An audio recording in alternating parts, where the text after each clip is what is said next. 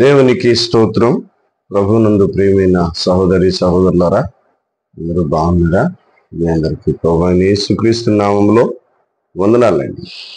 ఈరోజు దేవుని వాక్య ధ్యానం నిమిత్తమై ఫిలిప్పీ పత్రిక 2వ అధ్యాయము 7వ వచనం నుండి చదువుకుందాం. మనుషుల పోలికగా పుట్టి దాసుని స్వరూపం ధరించుకుని తన్ను తానే రిక్తునిగా చేసుకునేను. మరియు ఆయన ఆకారమందు మనుషుడిగా కనబడి మరణము పొందునంతగా, అనగా శిలువ మరణము పొందునంతగా విధేయత చూపిన వాడై తన్ను తాను తగ్గించుకునేను. ప్రభునందు ప్రియమైన సహోదరి సహోదరులారా, యేసుక్రీస్తు ప్రభువారిని గురించి వ్రాయబడినటువంటి లేఖనము, యేసు ప్రభువారు మానవుడా దేవుడా? ఆయన దేవుడే, సాక్షాత్తు దేవుడు. కనుక దేవుడైనటువంటి యేసుక్రీస్తు ప్రభువారు ఆయన మనిషిని పోలికగా పుట్టాడు. మనిషిని పోలికగా ఎందుకు పుట్టాడు అంటే, ఆయన మనుషులందరినీ రక్షించాలి కాబట్టి మనుషులందరికీ తాను చెప్పాల్సినటువంటి తండ్రి యొక్క ఆలోచనలు, దేవుని యొక్క తలంపులు, మనుషుల పట్ల దేవునికి ఉన్నటువంటి ప్రణాళికలు తెలియచేయాలి. కాబట్టి దేవుడే మానవుడిగా ఈ లోకానికి దిగి వచ్చాడు.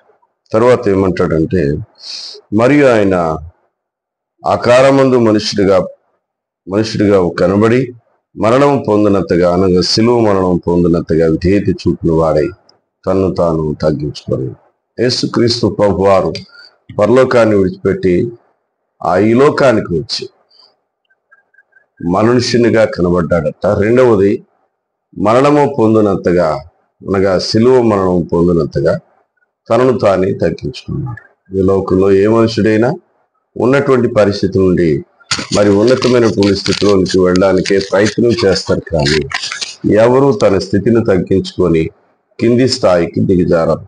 కానీ యేసుక్రీస్తు ప్రభువారు ఎందుకు మనుషుడిగా తనను తాను దేవుడైండి మనుషుడిగా ఎందుకు తగ్గించుకున్నాడు అంటే, మనుషులందరికీ రక్షణ ఇవ్వడానికి ఆయన తగ్గించుకున్నాడు. ప్రతి రాజు, ప్రతి సామాన్యుడు, ప్రతి బలహీనుడు, లేక ప్రతి పేదవాడు ఎవరైనా కానీ తమ స్థితిని పెంచుకోవాలని ప్రయత్నం చేస్తారు. దేవుని వాక్యంలో ఇద్దరు వ్యక్తులను మీకు గుర్తు చేస్తాను. కనుక ఆ వ్యక్తులను గురించి 2వ దినవృత్తాంతాలు 7వ అధ్యాయం 14వ వచనం చదువుకున్న ముందు, ఇశ్రాయేలు గురించి దేవుడు మాట్లాడినటువంటి మాట, నా జనుడు తమ్మును తాము తగ్గించుకొని తన చెడు నడతలను విడిచి నన్ను అనుసరించినడల, నా వైపు తిరిగినడలా నేను వారిని బాగు చేస్తాను, వారి దేశమును బాగు చేస్తాను, వారి దేశమును స్వస్థపరుస్తాను ప్రభు చెప్పారు. కనుక తగ్గించుకోవాల్సింది ఎవరు అంటే, ఎవరు దీవించబడాలనుకుంటున్నారో, ఎవరు హెచ్చించబడాలనుకుంటున్నారో వారు తగ్గించుకుంటే ఆయన హెచ్చిస్తాడు, ఆయన బాగు చేస్తాడు. 12వ అధ్యాయంలో, అదే 2వ దినవృత్తాంతాలు 12వ అధ్యాయము 6వ వచనం కూడా చూద్దాం. 12వ అధ్యాయము 6వ వచనంలో కూడా ప్రభువారు ఏమని సెలవిస్తున్నారో ఒకసారి చదువుదాం. అప్పుడు ఇశ్రాయేలీయుల అధిపతులను రాజును తమను తాము తగ్గించుకొని యెహోవా న్యాయస్థుడని ఒప్పుకొనిరి.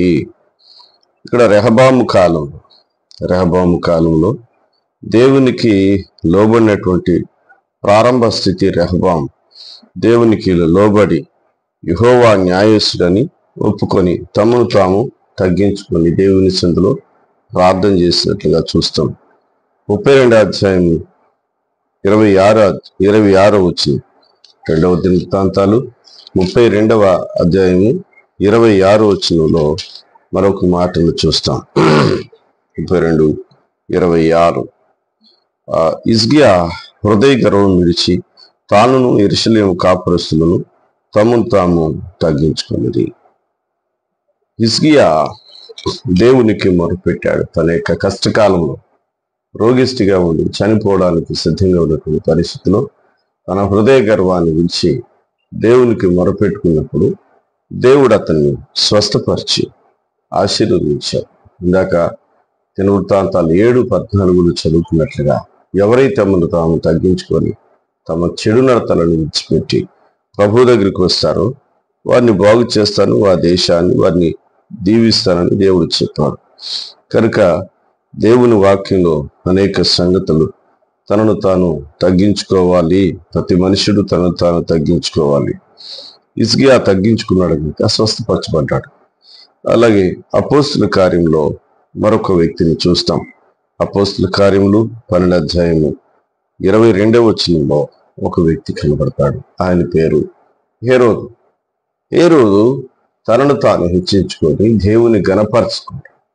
తనను తాను హెచ్చించుకొని దేవుణ్ణి దుఃఖపెట్టినటువంటి విధానంలో తాను జీవించి ఒకరోజు ఉపన్యాసం చేస్తూ ఉంటే ప్రజలందరూ అంటున్నారు, ఇతడు దైవస్వరమే కానీ ఇతను మాట్లాడే మాటలు సాధారణమైనటువంటి మాటలు కాదు, ఇతని స్వరం దైవస్వరం అన్నట్లుగా అతను గణపరిస్తే అతను కూడా తనను తాను గణపరచుకోవాలని గురి చేసుకున్నాడు. దేవుని గణపరచకుండా మనుషులు తమ తాము ఎప్పుడూ గణపరచుకోకూడదు. అలాంటి వారి మీదకి దేవుని ఉగ్రత వస్తుంది. హేరోదు తనను తాను హెచ్చించుకున్నాడు, తను మరణించాడు. ఉపన్యాసం చేస్తుండగాని ఆ పీఠం మీద ఉండగానే దేవుడు అతను మొత్తినందున అతడు పురుగులు పడి అక్కడికక్కడే చనిపోయాడు. చూడండి, దానియేలు గ్రంథంలో కూడా మనకి చరిత్ర ఆధారం. బెల్షెజరు, దర్యావేషు, నెబుకద్నెజరు, వీళ్ళు బబులోను రాజు. వీరు దేవునికి విరోధంగా తమను తాము హెచ్చించుకొని మేము గొప్పవారు అనుకున్నప్పుడు వారి విషయంలో ఎంతటి తీర్పు తీర్చాడో మనకు తెలుసు కదా. నెబుకద్నెజరు తనను తాను హెచ్చించుకున్నప్పుడు దేవుడు అతన్ని అడవి పాలు చేసి గడ్డి తినిపించాడు. అయితే అతనికి బుద్ధి వచ్చినప్పుడు తర్వాత దేవుని యొక్క ఇశ్రాయేలు దేవుని గురించి మొరపెట్టి